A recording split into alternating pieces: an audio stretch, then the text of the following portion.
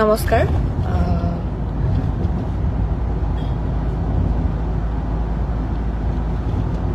লগতে আপোনালোক সকলোৰে মোৰ সেৱা গ্ৰহণ কৰিব।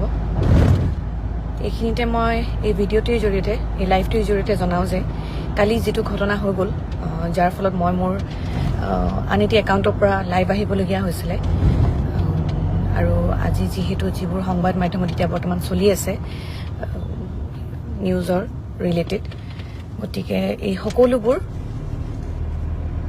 আপোনালোকে যিহেতু চাই আছে, আপোনালোকে হয়তো নিজে গম পাইছে।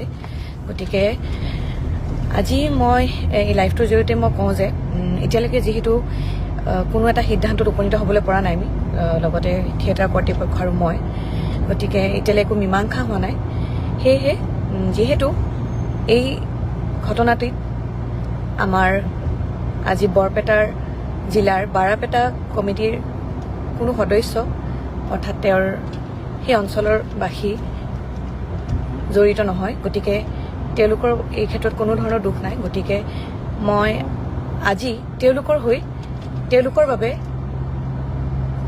আজি অনুষ্ঠানলৈ গৈ আছোঁ। তেওঁলোকৰ আগত যিহেতু আমাৰ দ্বিতীয় নিশা আছে, গতিকে দ্বিতীয় নিশাত আমাৰ আজি প্ৰণৱ বৰুৱাৰ নৰ্তকী নন্দিতা আছিলে, গতিকে আমি সেই নাটখন মই এতিয়া মঞ্চস্থ কৰিবলৈ গৈ আছোঁ কেৱল ৰাইজৰ বাবে, কাৰণ ৰাইজৰ সন্মুখত বা ৰাইজৰ ওপৰত কোনো শিল্পী উদ্ধত নহয়।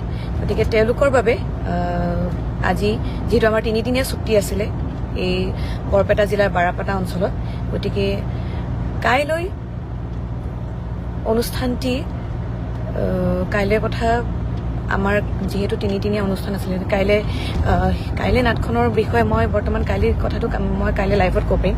কিন্তু আজি এতিয়া বৰ্তমান মই গৈ আছোঁ বৰপেটা জিলাৰ বাৰাপেটা অঞ্চলত আমাৰ দ্বিতীয় নিশা আছিলে। গতিকে আজি মই ৰাইজৰ বাবে, কেৱল ৰাইজৰ বাবে আৰু কমিটি মানুহসকলৰ বাবে মই নাট মঞ্চস্থ কৰিবলৈ গৈ আছোঁ।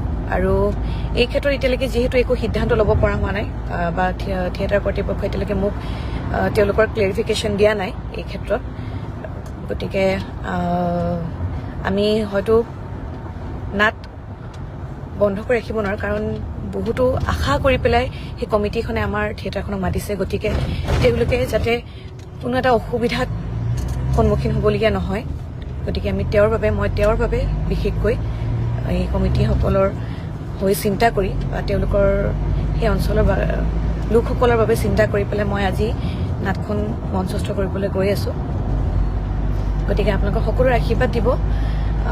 কিবা ভুল ভ্ৰান্তি হ'লে ক্ষমা কৰিব, কাৰণ মই জানো আজি যদি মই নিজে শুদ্ধত আছোঁ, গতিকে মই শুদ্ধ হৈ পেলাই মই নিজৰ বাবে মাত মাতিবই লাগিব।